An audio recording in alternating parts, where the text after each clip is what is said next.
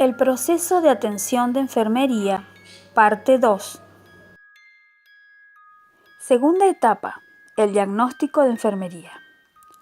Un diagnóstico de enfermería puede definirse como un juicio clínico sobre las experiencias o respuestas de una persona, familia o comunidad frente a problemas de salud o procesos vitales, reales o potenciales. El diagnóstico siempre es la consecuencia del proceso de valoración y es la suma de datos ya confirmados y del conocimiento e identificación de necesidades o problemas. Está basado en el modelo de las 14 necesidades de Virginia Henderson. Los diagnósticos de enfermería se enuncian según el formato PES, elaborado por Mercer y Gordon, donde P es el problema o etiqueta diagnóstica. Es la parte que guía y define el resto del diagnóstico, un problema de salud que se corresponde con la necesidad alterada de Virginia Henderson. La E, que deriva de la etiología, donde se reflejan las causas que favorecen la aparición del problema de salud. Y S, que corresponde a la sintomatología, es decir, se refiere a los signos y síntomas. Son aquellos datos que fueron recabados en el proceso de valoración y que demuestran dependencia como consecuencia del problema, los cuales especifican la magnitud de la respuesta producida. Los diagnósticos de enfermería y el formato PES permite el enunciado del diagnóstico de enfermería uniendo el problema o etiqueta diagnóstica con la etiología o factores relacionados, utilizando el nexo relacionado con o su abreviación R/C. Para completar el diagnóstico en el caso de los diagnósticos reales, es necesario unir la etiología con la sintomatología, es decir, con los signos y los síntomas. Esta relación se produce utilizando los términos manifestado por o su abreviación M/P. Cada una de estas partes se enlaza con las otras para constituir el enunciado diagnóstico completo. Los diagnósticos se organizan en sistemas de clasificación o taxonomías diagnósticas. Existen varias, entre ellas la taxonomía Nanda. Los diagnósticos de enfermería se pueden clasificar en 4 tipos: los diagnósticos de promoción de la salud, los diagnósticos de bienestar, los diagnósticos reales y los diagnósticos potenciales. Trabajaremos con los últimos 2. Un diagnóstico de enfermería real describe los problemas reales de salud del usuario y está siempre validado por signos y síntomas. El diagnóstico real está compuesto de 3 partes: el problema de salud, los factores etiológicos o relacionados y las características definitorias. Los diagnósticos de enfermería potenciales, también llamados diagnósticos de riesgo, describen las respuestas humanas a los procesos que pueden presentar la persona, la familia o la comunidad. Un diagnóstico potencial está compuesto de 2 partes: el problema de salud a ocurrir y los factores de riesgo. Diagnósticos de enfermería reales. Vamos a ver cómo se realizan. Un diagnóstico de enfermería real dijimos que se encuentra dentro del marco de un problema real, un problema de salud que está ocurriendo. Para ello, realizaremos el paso 1, identificación de problemas. Es donde se analizan los datos significativos y se definen las necesidades alteradas. A partir de realizar la recolección de datos en la etapa de valoración, analizaremos cuáles de ellos demuestran dependencia, para luego agruparlos según las necesidades de Virginia Henderson. Como resultado, obtendremos la identificación de los problemas de salud. A continuación, veremos ejemplos de cómo realizar este primer paso e identificar el problema. siempre debemos partir de los datos recabados que demuestran dependencia, es decir, aquellos datos que nos informan que hay una alteración, que está por fuera de la normalidad. Por ejemplo, el dato normotermia es un dato que está dentro de la normalidad, porque nos habla de una temperatura normal, no demuestra dependencia. En cambio, el dato disuria nos está diciendo que hay una anormalidad en la eliminación urinaria. Entonces, sí es un dato que demuestra dependencia.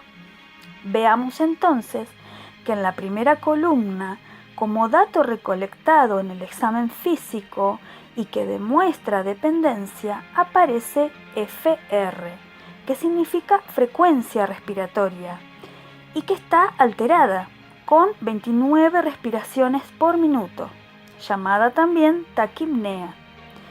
Y si aprovechamos para clasificarlo como dato, diríamos que es un dato actual, porque sale de la valoración física actual que le estamos realizando al usuario.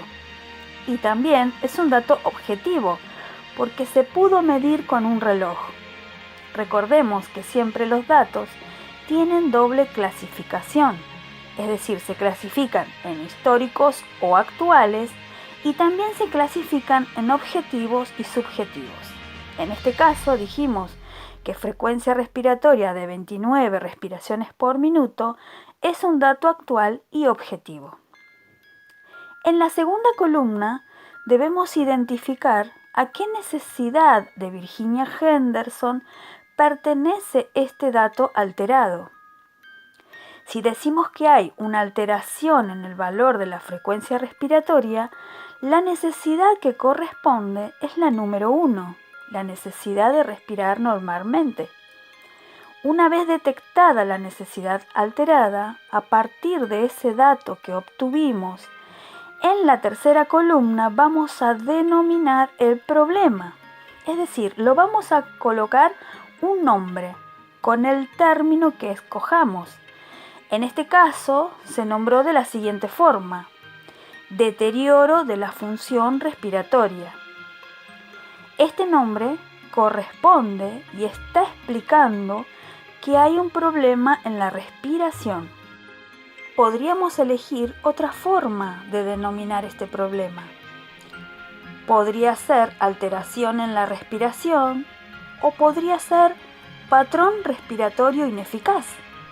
Como pueden apreciar, podemos nombrar los problemas de acuerdo a la definición que le querramos dar, pero siempre respetando la necesidad alterada, en este caso la de respirar.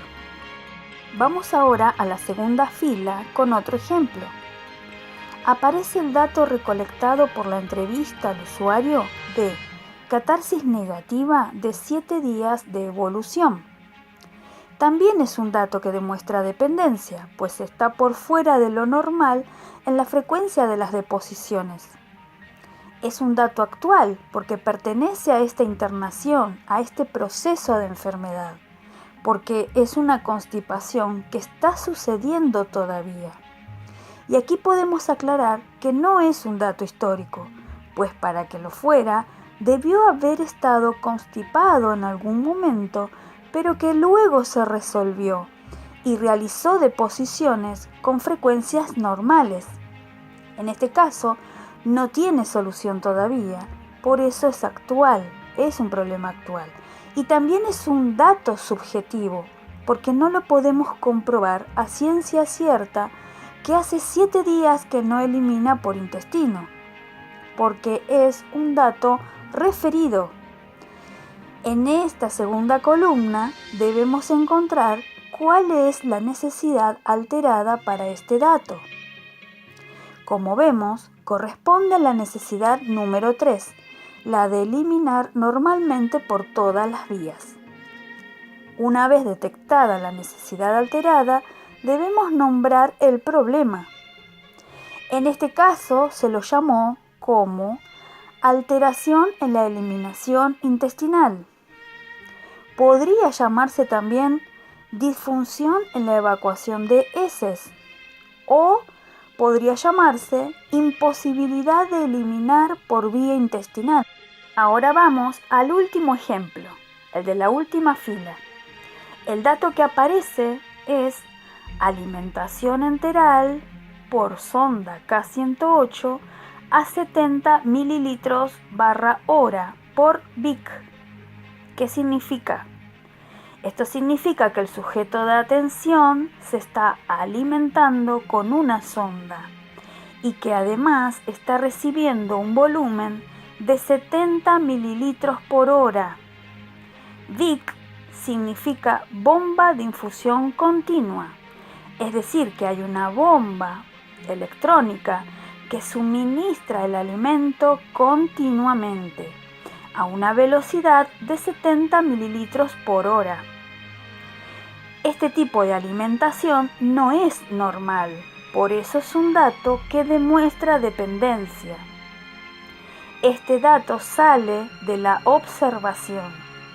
Es un dato actual porque es la forma de alimentación actual del sujeto de atención. Y es también un dato objetivo, porque podemos verlo y comprobarlo.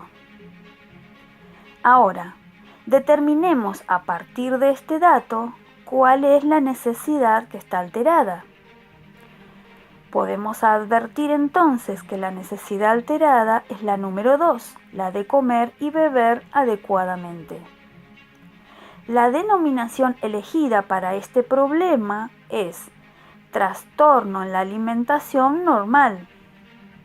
Pero como dijimos, la definición del problema queda a elección de quien realiza el proceso, pudiendo ser nombrada también como déficit de la capacidad para la deglución normal o podría ser intolerancia a la alimentación oral. Entonces, para completar la denominación de los problemas, recordemos que podemos utilizar términos como alteración, disfunción, disminución, trastorno, intolerancia, deterioro, déficit, desequilibrio o patrón ineficaz, entre otros. Ahora bien, pasamos al paso 2, donde vamos a realizar la formulación completa del problema, es decir, definiremos el diagnóstico de enfermería real.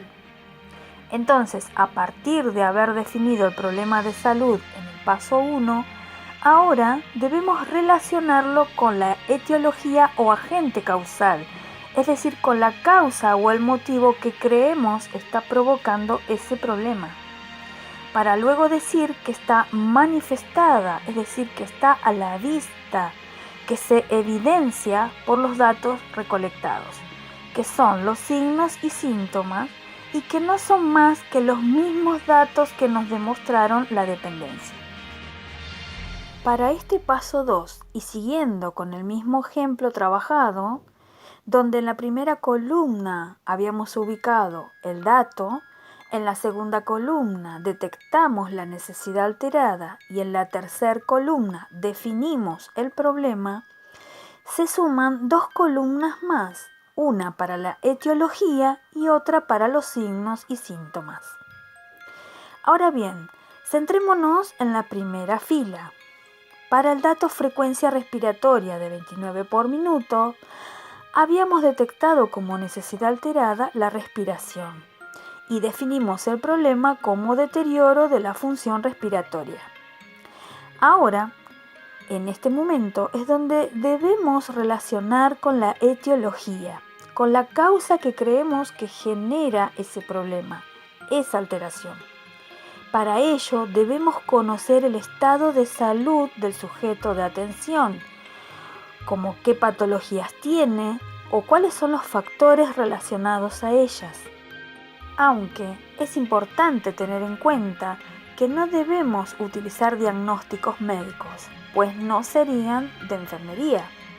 Por ejemplo, si el paciente tiene un diagnóstico médico de ACV, podemos decir que la etiología está relacionada a la interrupción de la circulación sanguínea cerebral, ya que ACV significa accidente cerebrovascular. Otro ejemplo sería con un diagnóstico médico de diabetes. Diríamos que la etiología estaría relacionada con una deficiencia en la liberación o en la función de la insulina. Para ello debemos saber de qué se trata la o las patologías que presenta el sujeto de atención.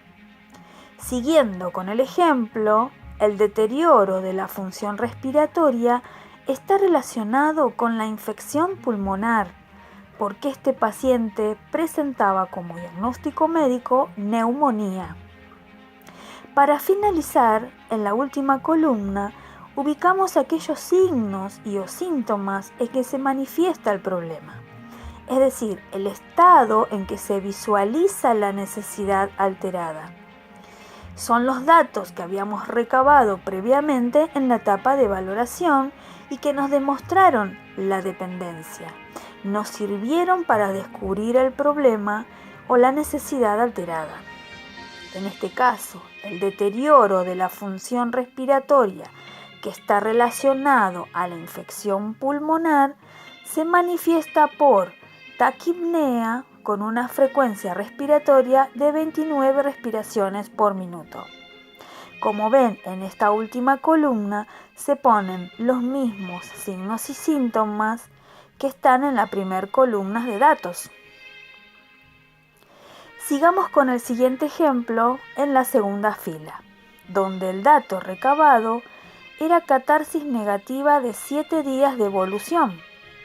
La necesidad alterada que habíamos detectado era la de eliminar normalmente por todas las vías, y el problema fue definido como alteración en la eliminación intestinal.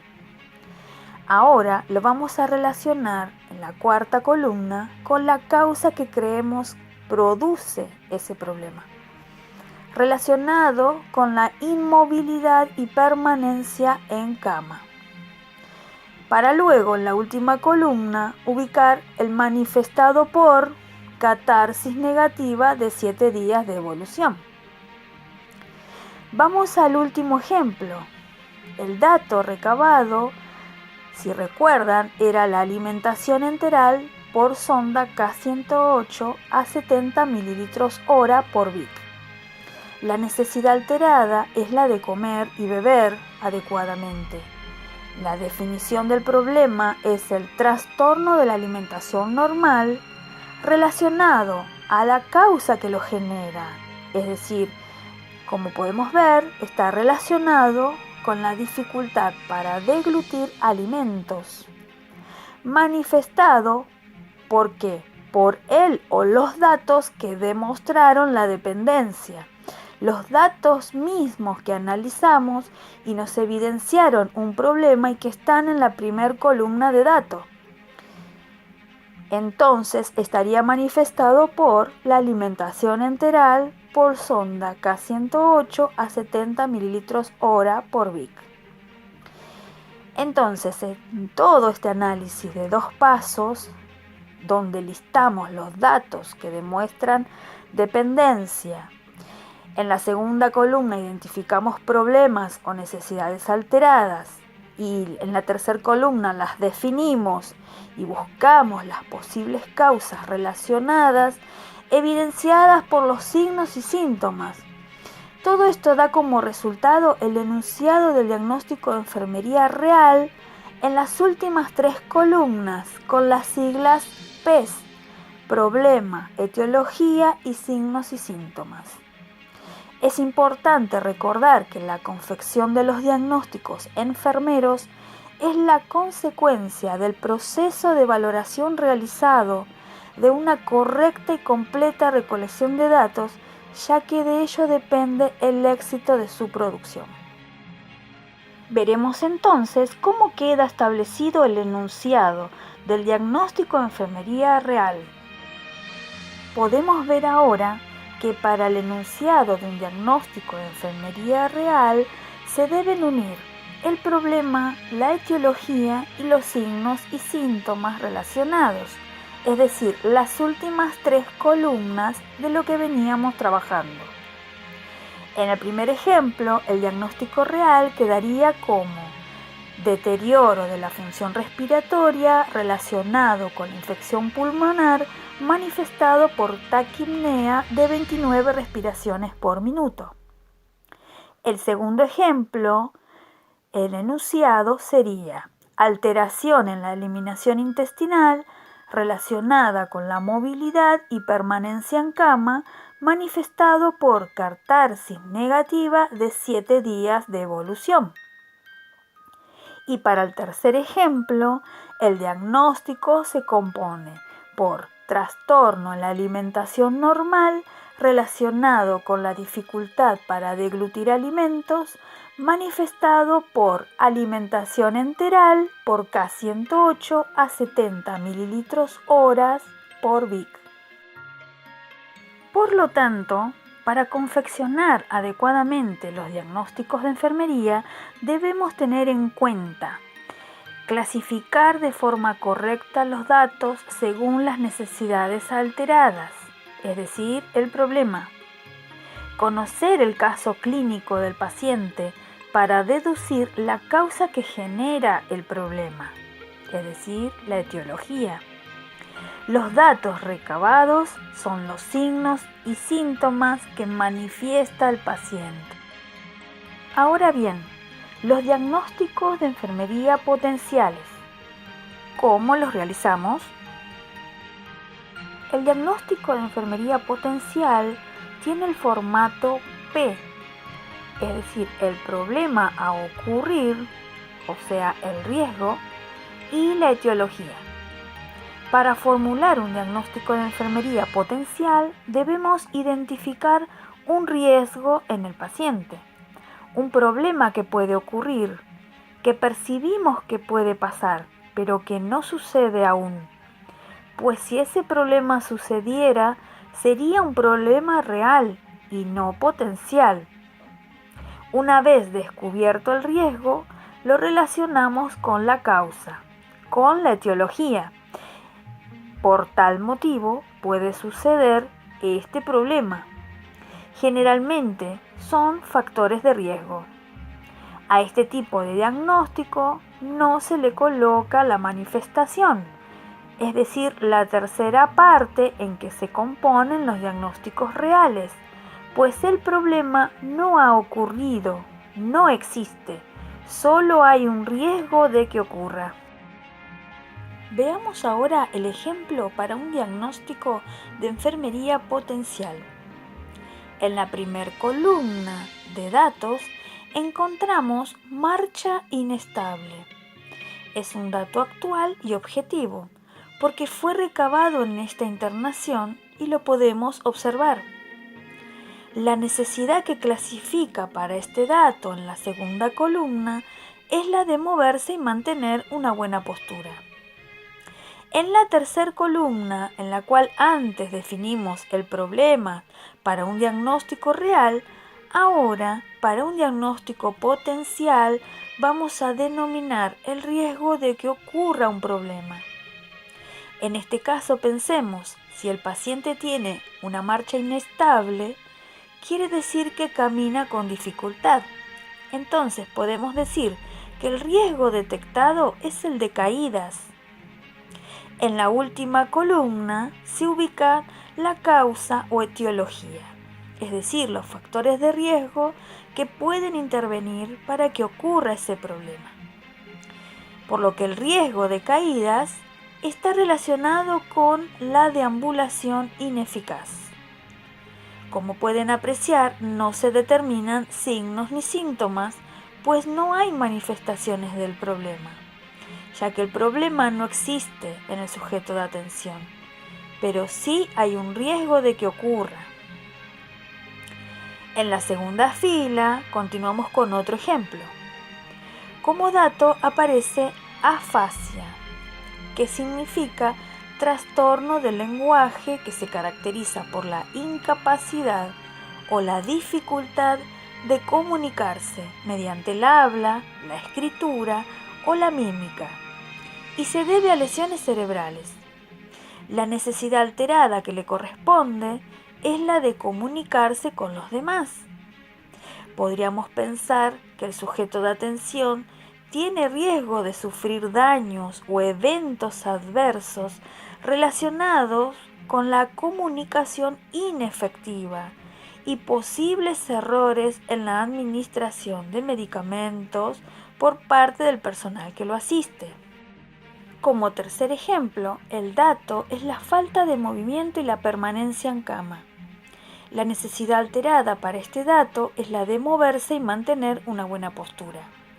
Podríamos pensar que al permanecer en cama de forma continua pueden producirse úlceras por presión, pues el riesgo podría ser la aparición de lesiones por presión relacionado con la inmovilización prolongada. Vemos que los diagnósticos potenciales se componen solo del riesgo y la etiología, solamente dos partes, y están demostrados en las últimas dos columnas. Los tres ejemplos de diagnósticos de enfermería potenciales se enuncian como riesgo de caídas relacionados con la deambulación ineficaz o riesgo de daño o eventos adversos relacionados con la comunicación inefectiva y a los posibles errores derivados de la administración de medicamentos, y por último, riesgo de lesiones por presión relacionado con la inmovilización prolongada. Les agradecemos cordialmente la atención.